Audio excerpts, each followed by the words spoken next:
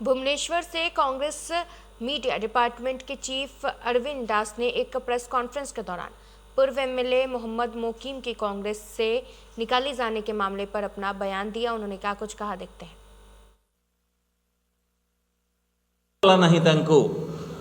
जेतेबेले कांग्रेस दल 2014 मसीह 44 आसन पाई, 19 मसीह 52 आसन पाई, सेतेबेले श्रीयुक्त मोहम्मद मोकीम कांग्रेस दलर अधोगति होईची बोली जानी नथिले, कारण बहुत कम संख्यक नेता निर्वाचित होते कांग्रेस दलरू से चमकु थिले।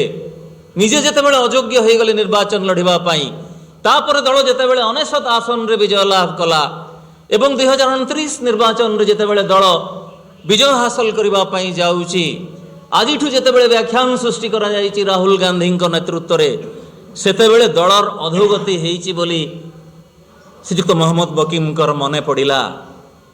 मोहम्मद मोकीम सेतेबेले कोठी थिले जेतेबेले कांग्रेस दलर प्रकृत अधोगति होइथिला किंबा कांग्रेस दल भल करि पारि नथिला। जेतेबेले कांग्रेस दल उधौची बहुत भल करूची देखा गला नहीं तांको, जेतेबेले